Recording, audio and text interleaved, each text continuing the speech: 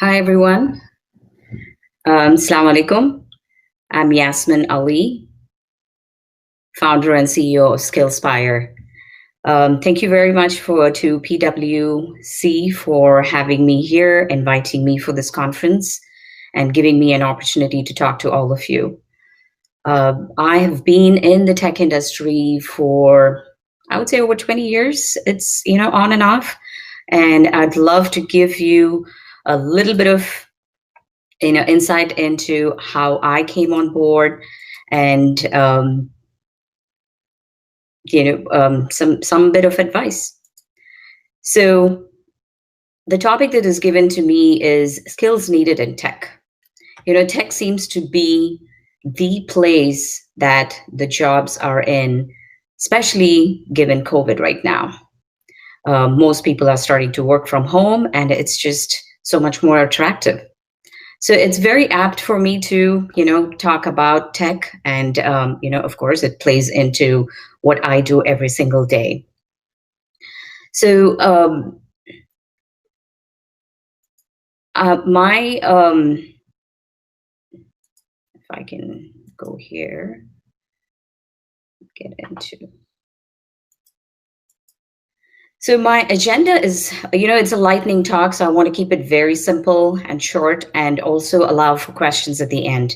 So I'm just going to go a little bit into my journey, the skills needed, the technical skills and the soft skills, and also how I came to become a social impact entrepreneur and, what we can all learn from, the good and the bad that you can learn from my life.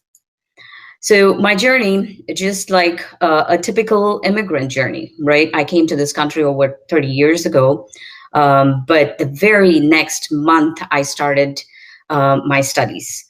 So that was quite unique. My husband kind of pushed me into it, I should say. I did have a degree in accounting when I came to this country. And I started with I switched gears and I started in computer information systems.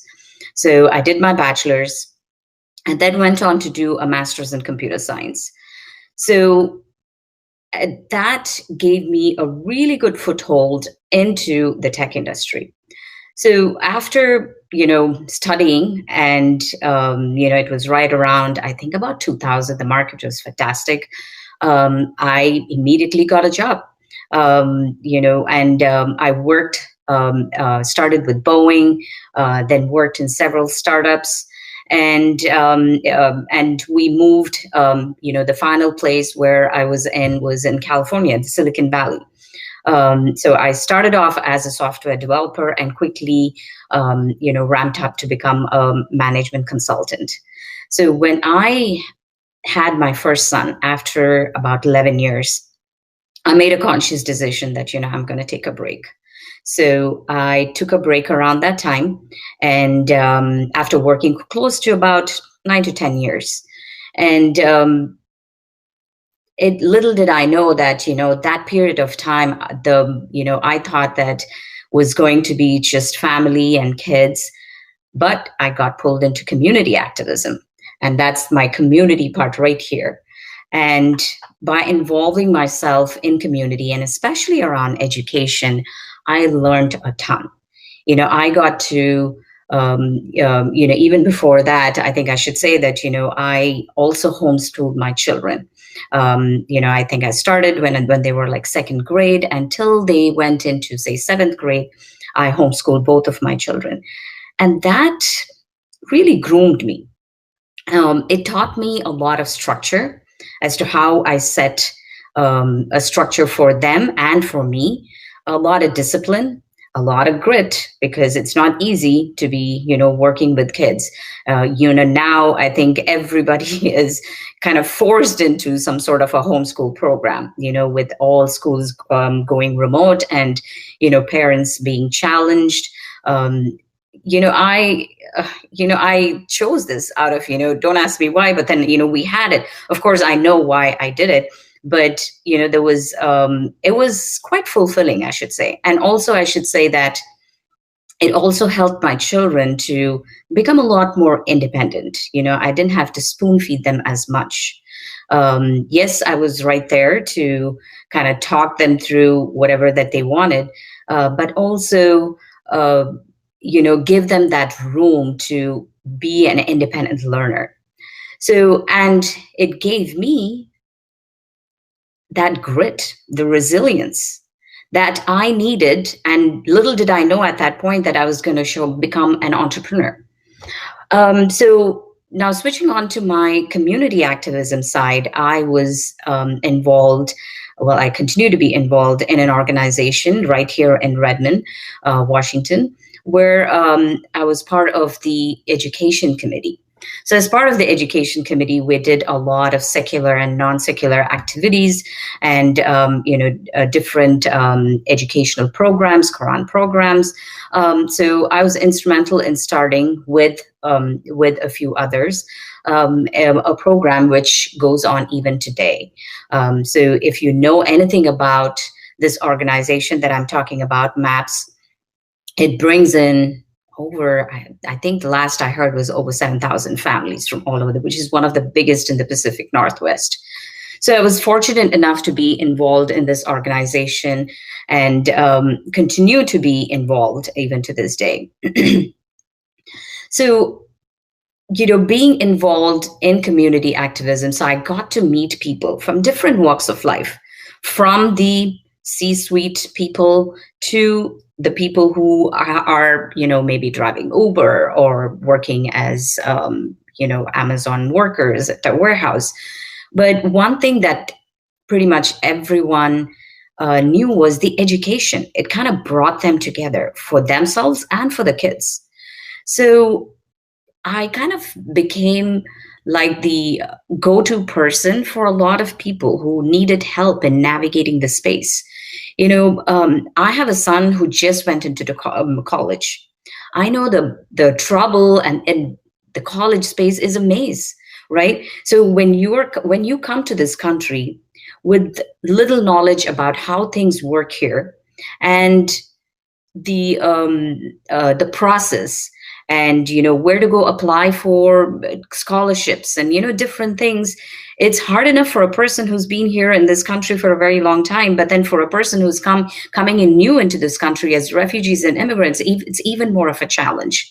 So I was able to help a lot of people and just mentoring them, talking to them. This was just a volunteer basis that I was doing every day, but I really enjoyed it. I loved the fact that I was able to help people, and I loved interacting with people. So, when I wanted to get back, after about 10, 11 years, I definitely wanted to get back into the tech industry. And my heart was not set in getting into a 9-to-5 job. I needed something more. I needed to give back to the society what I've learned. And, a good friend of ours, who suggested, hey, why not do some sort of training? And I thought about it, and I decided to start a company more around underrepresented communities, minorities, women, veterans. So I started Skillspire to focus on this population and help them upskill and transition to a career in tech. So I'm going to kind of switch gears here and tell you a little bit about the skills, right? I mean, the topic is skills needed in tech. And we'll come back to, talking about Skillspire a little bit. So, I think most of the audience here, from what I've seen lately, is they're very savvy. Most of you seem to have a graduate or an undergraduate degree and looking for a job. So I don't need to go into too much details about what skills are needed. It's all out there. Blockchain seems to be very popular. AI and machine learning. I personally, we offer courses on AI and machine learning and data analytics. Cloud computing, cybersecurity is definitely one of the thing, we actually have a hard time finding instructors in cybersecurity. UX design is very much in demand. If you don't want to go the coding route, UX design seems to be a fantastic opportunity for you.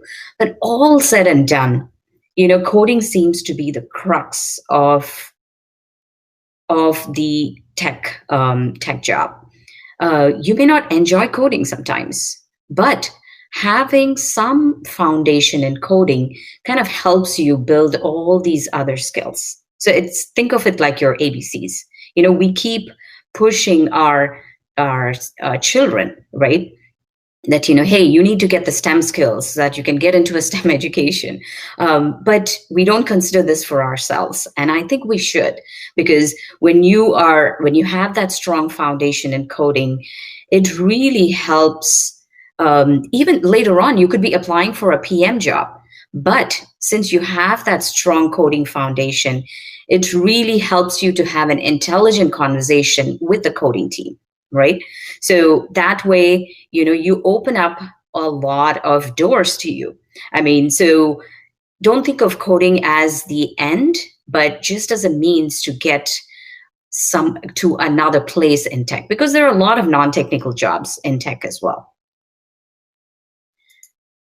So this, I feel, the soft skills is very underrated. I know it's, a lot of people talk about it, but having interviewed a lot of people for the past 5-6 years and working with different sorts of people, I think these skills are just so much needed. I'll start with proactive communication. I've had several people join my team, leave, for whatever reason. But one thing that I really focus on is this proactive communication. I sometimes say that, over communication is actually better for you than less communication, under communication. And I say that because, especially because of, we're in a startup. Well, this is a startup, right? And we're running really fast. And this skill of proactive communication, I need to know what you're doing at the back end. If you go off on, especially during COVID where everyone's working from home, if you just, go off and, don't let me know, then I'm going to be in the dark, which is not a good feeling for your manager or your person. So, and, open up and talk about ideas, even if they're not the greatest ideas, but still, it shows that you care. Be an integral part of any team that you're part of. Working with a mentor. This is an absolute necessary for everyone. All of us, none of us have all the answers, right? We all need somebody that we can bounce off ideas, brainstorm ideas. I need it more than anybody else. As an entrepreneur, I definitely go to my mentors to talk about this. And believe it or not, they advocate for you.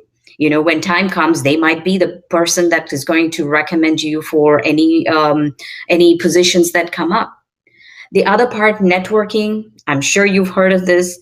Networking, over 70% of jobs, that's what the US Labor and Statistics provide, that 70% of jobs are filled up through networking. So it's absolutely essential. One thing that has worked really well for me is LinkedIn. I absolutely love that platform. I am not an extrovert, but I bite the bullet and I reach out to people, even if it's hard. And, this is something that's absolutely needed. Emotional intelligence is something that is also very, very, very needed, skill. It's as the pictures shows, it's your logical and your emotional, right? You need to understand or put yourself in the shoes of the other person. Be empathetic. Understand where the person's coming from, and this kind of leadership and being empathetic is an absolute need given our circumstances at this. With all the social justice problems that we have, I think it's absolutely needed that we be an empathetic listener. And continuous learning, I don't have to tell you how important that is. it's even more important now. We'll quickly realize that, yes, I studied something long time ago, and then I'm just kind of dragging along.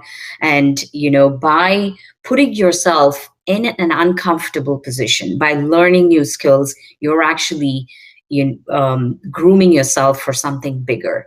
And it's a challenge. A lot of people don't like to do that, but that's the only way to grow. So now I just come back and I'll tell you that, all of these skills have tremendously helped me in building my business. So Skillspire's mission is to empower underrepresented communities, women, minorities, veterans. Here's Roman. She came to us about a year ago. She's from Ethiopia. She had a major in chemistry, and she came to us saying that, hey, I really want to learn tech. And she took a course with us, and, she was fortunate enough to get into the Amazon Alexa group. And she's a software engineer right now. So I just want to leave you with a very short video of Skillspire, and I can answer any questions that follow up to that, if this video will work. Okay. We start learning from the time we come into this world. We learn how to solve. We learn about our loved ones. We realize that protecting our planet starts with us. We experience togetherness, fun, relationships, love, affection, excitement.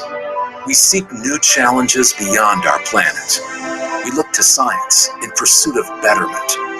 We learn the importance of diversity, inclusiveness, teamwork, success.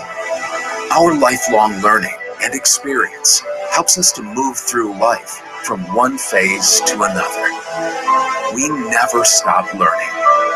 Our goal at Skillspire is to teach people in-demand job skills, such as coding, to help them transit to a new career or improve their job prospect in a world where coding skill is becoming increasingly important across industries.